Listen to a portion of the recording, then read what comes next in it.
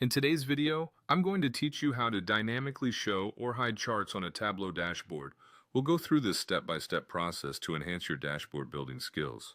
So, let's dive right in. First, you need to launch the Tableau application on your desktop. Once you've got that running, head over to your worksheet where you have your data set up and ready to use. It's important that your data is properly loaded and ready to manipulate, otherwise you might run into some hiccups down the line. Now, let's navigate to the dashboard.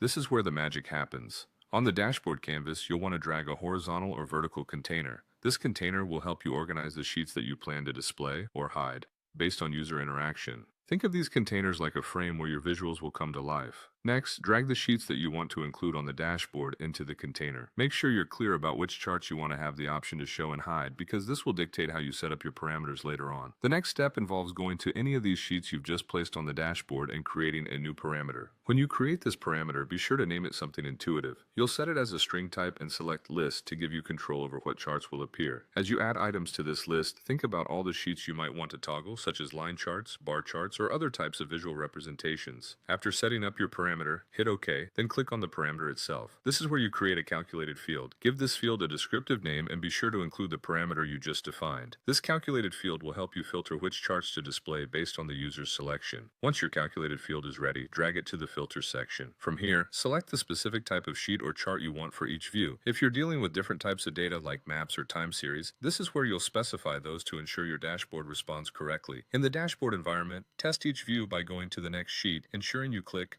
Show Parameter. Then drag the calculated field to its filters. It's a rinse and repeat process for each sheet. Ensure each one is aligned with the parameter selection you've made.